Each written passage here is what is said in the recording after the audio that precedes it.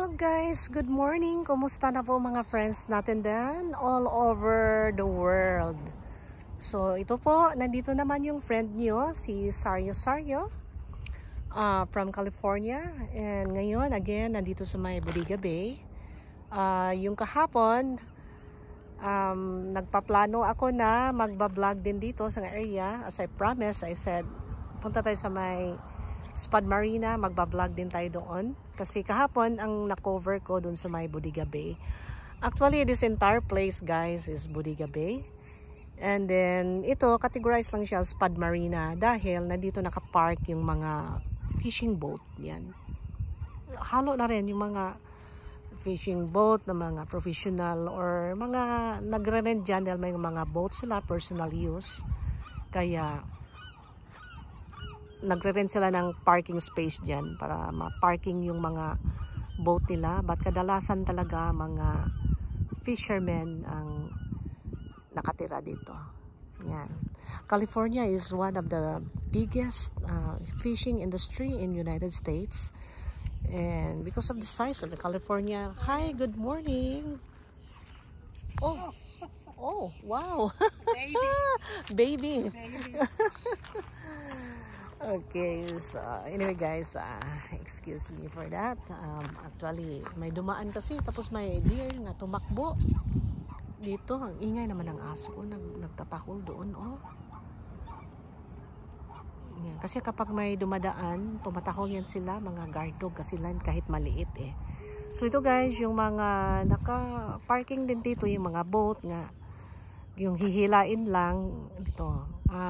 Nagbabayad din sila ito ng space guys, I'm sure. Kasi naka-parking yung mga sakyan nila for a long period of time. Dito, tapos balikan na lang nila para kapag pupunta sila ng laot. So again guys, nandun yung parking area. Hindi gaano kalaki yung parking area, yung side na yan.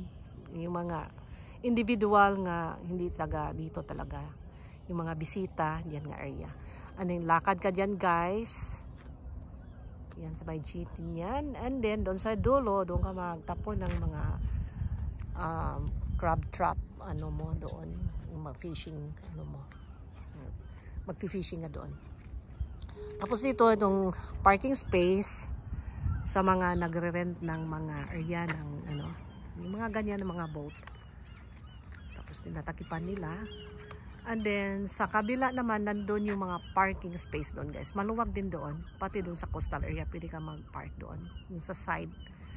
Kita mo yung mga van life doon nagpa-park. Tapos yung mga mangingisda dyan, may parking area din sila dyan. At saka dito, guys, maluwag pa. Doon nga area, maluwag. Tapos dito naman, yung nagpa-park yung mga, yung mga sakyan nila, tabi muna dahil hindi pa kailangan. So either mga private ito sila, gusto lang magpasyal sa dagat, pumunta sila dito, balikan nila yung nila. Or maybe from malayo sila dito nga area, so they prefer gina-park na lang nila yung mga boat nila at saka punta na lang sila dito kapag gusto nilang magpasyal-pasyal sa laot. So ito ang area space kalakihan niya guys. So, kausap ko yung isa sa mga mangingisda dito guys. Actually, Pilipino din yun eh. Kasi before, he owns a boat. But munti siya madisgrasya sa laod dahil natamaan sila ng tinatawag na snake wave. Kala niya hindi siya mabuhay. Tapos simula noon, ginabintan niya yung boat niya. Kasi yung, di ba, yung may bibig doon sa may, yung seawall, parang seawall, palabas ka doon, pag out niyan, malaki na mga wave doon. Dahil Pacific Ocean na yun. So, malalim na doon. Dito, tahimik lang dito kasi cove siya eh. Tapos may seawall nga nagatakip. By the way guys, ikot ko sandali dito sa left side. Ito yung mga trap ng mga crabs guys. Yan. Ganon sila kalaki guys. See? Ganon yung mga trap nila. So, I don't know who else. This one kung private ito or yung doon. Kasi parang may association sila eh. Tingnan mo guys, yan ang laki. Itong mga kadalasan yung mga Danzino season. Ito sila ang mga trapping nila. equipments. Ang laki-laki kasi dinadala nila sa laot eh. Kasi again, it's a big industry itong fishing dito sa California. Yan. Yung boat naman, yung mga boats, may mga sizes, small, medium, and large. So ito parang medium siyang size. So yung doon sa yung parkingan nila dyan sa may marina na yan, parang ito yatang first nga layer, ito yatang mga small, tapos medium and then large doon sa dulo. Something like that. Yan. Okay. So yan, may gate yan guys. Hindi tayo makapasok dyan. Kita mo yung parang may ano doon, no? Sliding connection, parang nagdaanan. Parang boardwalk. So may gate yan. Ang makapasok lang yan yung mga members lang. At saka yung may mga boat. Hindi ka basta-bastang pumapasok lang dyan dahil you just wanna go there. Yeah. Kasi dito parang controlled sila dito eh. Yan, may mga gate, may mga access yan sila. Doon sa Pillar Point, sa may Half Moon Bay, yung mga gate yan guys, kasi nagbibinta sila ng isda doon eh. I'm not sure lang dito, hindi ko pa na-catch nga may mga tao pumapasok yan para bumibili ng isda. Parang pag land yata nila mga boat nila, diretso doon sa may building ng mga blue doon. Tinitimbang yung mga boxes, parang bintahan dito ng isda eh. Talaga yung parang may buyer na by bulk. Kasi wala ko nakitang nalalakad dyan, no, sa may boardwalk niyan. Tapos nagbibinta ng crabs or isda. Wala akong nakikita. Doon sa Pillar Point, may chance tayo ang balik doon. I'm gonna explain. Kasi may mga bukas yan, yung mga gate nila dyan. And then, punta ka sa mga boat dyan, may mga signboard sila, nga crabs for sale, or fish for sale, yung salmon or whatever. Bukas yan sila guys, tapos maraming mga tao pumupunta doon para bumibili ng isda. Isa din ako sa bumibili ng isda. Pero something I've noticed, parang mas expensive tuloy kapag dito ka bumibili. I don't know why. Kasi kung dumiretso ka doon sa may Safeway, parang cheaper yun tuloy ba? I don't know, ano ko lang, isip-isip ko lang. Ako lang ha. Tapos na-remember ko kasi din yung bumababa ako dun sa may yung Savvy Organic Farm na yun ng mga chicken eggs naman din yung guys. Sabi ko, bakit ang mahal? 12 eggs, it cost what was that? $10. Samantala doon ka sa Walmart, Safeway, marami na yan. Ang mga $6 na, marami na yan guys. Mga 24 na yan na eggs. Mga $10.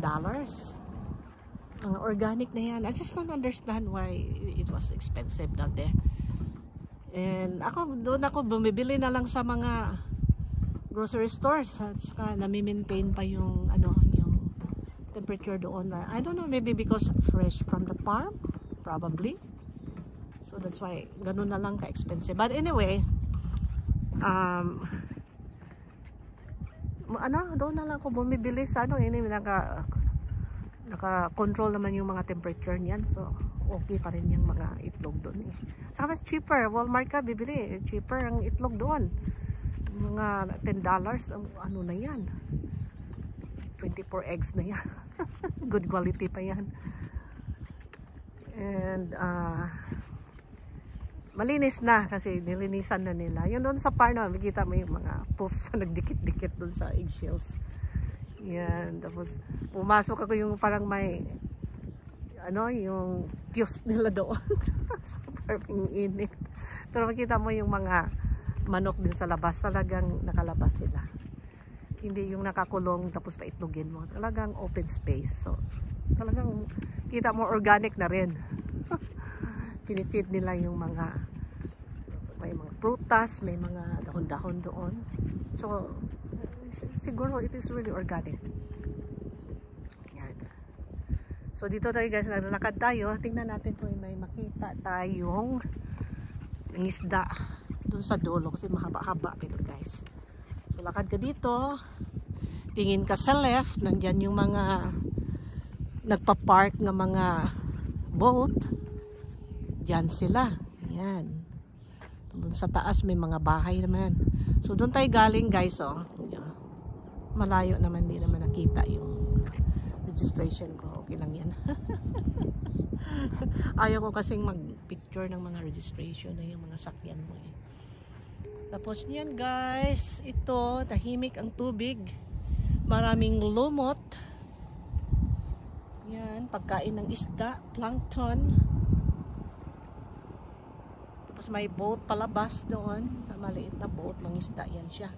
Tapos doon guys, doon tayo galing. Sa left side niya, nandoon yung Duran Beach. Sa right side naman, of course, the entire thing is Bodega Bay. Ano lang sabi doon, ang tawag nung pinaparkingan natin doon is Bodega Bay Head. I don't know why head, maybe because parang head siguro yan kapag tingnan mo sa taas. So dito guys, magbit-bit ka ng fishing rod mo, ng crab trap mo, punta ka doon. Yung sila Manong Pilipino from Sacramento nakausap ko. Bit-bit ni Manong dito, may edad pa naman si Manong, parang hirap siyang magbit-bit, parang mabigat din yan eh. Kasi ano yung parang metal na parang ganito nga wirings. Yan mabigat din. Pero Manong loves it kasi retired na sila both. And then what they do is travel van life. Yan, dala nila yung aso na may edad na rin yung aso nila. And they enjoy fishing together. Tapos may nangisda, ano ba yan? Pelican. May nangisda na ibon dyan. So kita yung mga lumot guys, oh. But for me, I don't fish in this area down here. Kung ako mangisda kasi siyempre may mga nakatira din iba dito sa boat, oh. Malay natin anong pinagtatapon nila dyan. Pero no manilis naman goro, but you know what I mean. Tapos may ibon doon. Tapos yung may, yan guys, si Manong sabi niya small dito nga mga boat, dito nga first layer, diyan sa gitna mga medium, tapos large doon, mga laki ngang boat doon, no, sa dulo. So walang nangisda guys kasi today is Wednesday, wala pang nangisda, siguro busy mga tao sa trabaho or whatever. Pero bukas guys is the 4th of July, so Independence Day to home. Independence Day to home. Ano tawag nito? So I don't know, I hope kasi it's init, may fireworks kaya katakot naman din yata magpa-fireworks ang init ng panahon. But I don't know kung may mag-fireworks dito ng area, but you know, sunog is everywhere, left, right, north, south, east and west. May sunog tayo dito sa California ngayon. From doon sa dulo, from ng isda. So mahabang lakad natin guys, imagine, doon tayo galing, oh, ang layo natin. Dalawa lang kami naka-parking doon guys, may isang kotse. Pero baka yung isang kotse na yan, baka itong mga tao doon sa dulo. Yun ang isda. Life ring. So yun sila si Manong noon, dito sila nagtapon ng ano, yung crab trap nila, itong area. Pero tapos may mga smelt fish silang nahuhuli. Pero ako, kung akong tanungin mo kung fishing pag-usapan, I prefer nga doon ako sa may kung ano, yung Bodega Bay Head, yung may seawall. Kasi parang okay ang tubig doon eh. Wala kang makitang naglulutang-lutang dyan. Siguro malinis din dito. Kaya lang, I don't know, I just prepare over there. So tingnan mo guys, oh, may palabas na boat, fishing boat. So galing siya dito, nagpa-park, and then palabas na siya. Hello guys, magdala kayo ng maraming isda pagbalik nyo ha. Tapos kita nyo dyan guys, oh, may mga RVs dyan, naka-parking. Sakyan, may mga bahay dyan. Tapos yung iba dyan, mga tindahan, restaurant. Tapos doong banda, doon, sa right side, yung mga hotels dyan. So, malayong hotels, di ba? Kung mag-camper van ka, tulog ka na lang dito sa mga gilid ng, ano, dyan sa road, oh, may mga pocket dyan na pwede ka mag-park. Yan. Yung area ko, hindi ka pwedeng mag-overnight dyan. But among the rest down there, pwede ka mag-overnight. Basta wala lang nakasabi nga, no, overnight parking, blah blah blah. Uy, dito si, tawag dito, seagull. Hello! Daming seagull dito. Ano sila, yung may pathway sila nga daanan, guys. So yung may buya. Doon sila, tineneneng, and then palabas sila doon. Yan. May buya. Tapos sa gabi naman, may ilaw yan, mga buya na yan. Indicator din yung dito ka na lang dumaan, dito nga area. Hindi. Meron talaga silang pathway dyan, guys. Very good. Saan ka mag-ikis-ikis. May traffic sila dito. Palabas si Manong doon, tapos si isang Manang maybe pabalik na siya. Siguro marami na siyang dalang isda. Ayan. Lapit tayo konti dito. Tingnan natin yung mga nangisda dito, guys.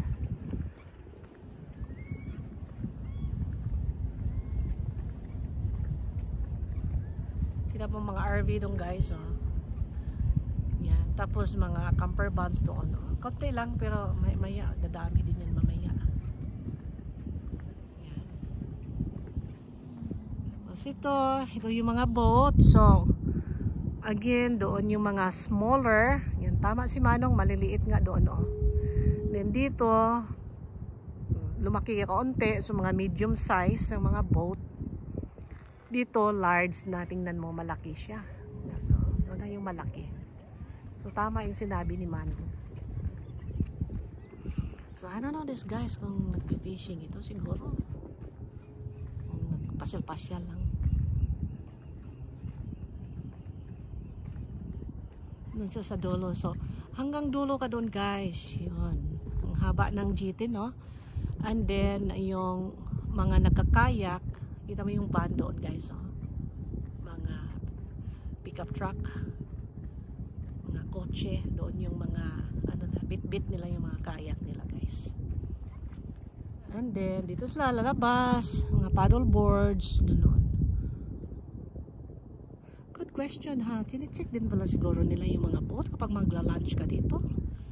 Siguro sa mga ranger, make it sure nga, halimbawa galing ka sa ibang cities, nga hindi ka nagdadala ng bacteria. I don't know, I'm not sure about it, but yung mga lakes natin meron talaga requirements nila.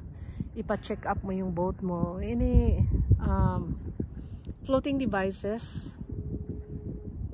Make sure walang mga nakadikit yung mga bacteria, mga parasites.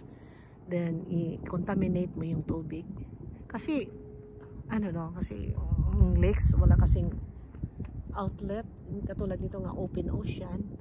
I don't know guys how it differs. I'm not expert to that, but probably that's the reason kasi open ocean. Pero may mga red tides din sa mga kating open oceans, eh. Yung contaminated yung mga ano, mga algae na not fit for the consumption. Baka itong mga to nagka-crabbing. Wala akong makitang fishing rod silang dala, eh. Wala akong nakitang tugsok. Baka nagka-crabbing. Kasi yung crabbing, itapon mo lang yan, nakabuya. Dito na lang tayo, guys. That's good enough. Yan. New Sunbeam. Malaking boat siya, guys. So, tapos doon, yan. So, malaki ang mga boat din ka area. And then, medium size dito nga area. And again, mga smaller size doon nga area. I wonder how much they rent down here, ha? Sabi ni Manong, yung bili niya yung boat niya na medium size. So, medium size, this is the one here in the middle. Bumili siya ng brand new. It cost him like 500,000. Ganon. So parang bahay. Sabi niya maganda daw ang boat niya eh. Medium size. Tapos nangingisda siya. Dala yung mga kaibigan niya. Pero that time na hindi nila kalain, nagpahinga sila sa laod habang nagpi-fishing, sinampal sila ng snake wave daw. So muntik daw sila talagang tumalbog sa ocean. Andun sila sa may laot. Doon yung ano ko guys, kinuwento ko kahapon, yung likod ng cliff doon, yung parang mountain. Pacific Ocean yun guys. At saka lakas ng mga alon doon, at saka bangil. Doon yung mga isdaan talaga na, yung serious talagang pangingisda. Dito naman yung pangisda-isda dyan, hobby or whatever, consumption na rin. Yan. So bininta niya guys, manong boat at 500,000 plus. Yan. So maganda din guys, no? Kasi alam ko doon sa may Newport Beach, may Los Angeles area, may mga tao doon nga nagre-rent ng boat and they'll leave it there. Doon sila tumitira. Parang nagre-rent ka rin ng apartment. Yan, parang ganito. Yung si Manong na yan, may-ari yan ng boat yan, isa sa kanya. Yeah, you can live there kasi kompleto naman yan. And then parang RV ba, ang kaibahan lang dito ka sa tubig. Tapos siguro may ano sila, may mga sasakyang tangke nga, vacuum whatever your dark water or gray water. Katulad sa RV may mga ano, yung tapunan ng mga dark water na ibig sabihin ng guys yung gray water yung galing sa mga sink mo, tapos yung dark yung galing sa toilet mo. May mga area nga ginaano nila yan, di-discard. Tapos dito si kaibigan nating Seagull guys. Hi Seagull! Are you done with your breakfast, my friend? How are you? Uy, bait niya. Lumipad nang hindi ako nakalapit. Okay, nandito naman yung boat guys. Para to me, para a small boat. Yan, galing siya sa laot, papasok na. So again guys, meron silang palatandaan yan, yung mga tugsok na yan. Yung parang boya nila. Indicator saan sila dumaan, hindi yung kahit saan dito mag-ikis-ikis, hindi. So may traffic sila dito guys. Didn't know where to go. Hindi ka pwedeng lumapag sa batas, matikitan ka. Okay guys, babalik na tayo doon. Dito naman ang mga seagull dito, sanay na sa mga tao, hindi lumilipad o kung hindi dikit ka na sa kanila. Alright guys, so medyo maba na rin yung ano natin, vlog natin. So again, this is Spud Marina here in Bodega Bay, California. Today is July the 3rd, 2024. Our time is about 9:25 in the morning. Okay. Alright, so here we go, the Spud Marina. So kung may magtanong, asan po ang Spud Marina? Nandito sa may Bodega Bay, California, northern part ng California guys. Yan. Okay, so one of my favorite place to go camping, van life, because of the cooler temperature down here. And it's fun to be here in the ocean side guys.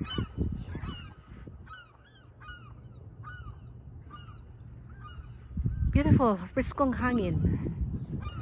Kasi nasa bahay ka ngayon. You're just, ano, sige lang ka nakahiga doon. Tapos dito, lakad-lakad lang tayo.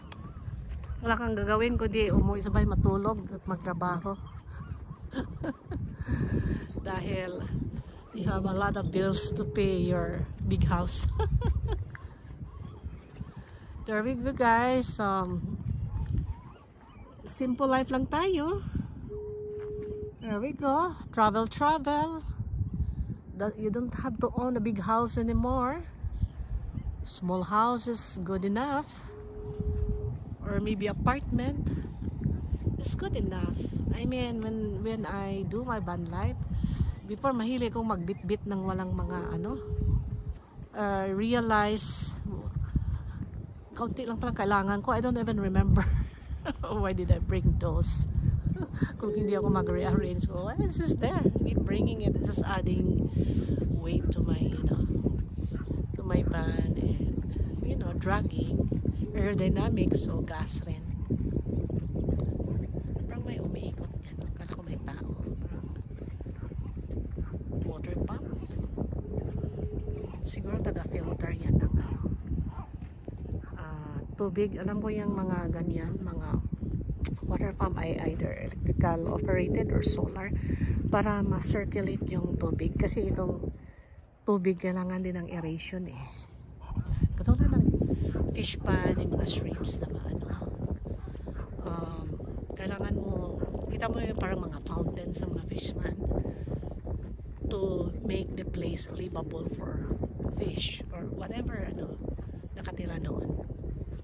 So ito yung area siguro guys, yung parang building na yan, parang pumping station siguro na to purify the water or para livable sa mga nakatira dito ng mga wildlife. Yan. Iikot Okay, so may isang van lifer na naman dumating doon. Kita mo mga van lifer yan guys, kasi yung mga katulad ng mga van ko, yung mga Cord 250, Ford 350, mga Ram Pro Master, yan talaga mga van dito guys.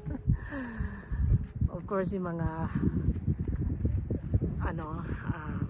minivan, mga Toyota Sienna, napakatibay yung Toyota Sienna, Honda Odyssey. Yan, nakailang van na rin ako guys, but I realized na ako kasi masawain kasi din ako sakyan, kaya palit ng palit, but it's okay as long as you're happy with it. Happiness money cannot buy. Okay, so nandun na yung maliit na boat guys, yung kanina doon lumalabas yan, pa-out na yan siya sa laot. Alright guys, so again, thank you for watching. This is Spud Marina here in Bodega Bay, California. Thank you guys, see you again on my next vlog. Bye bye you.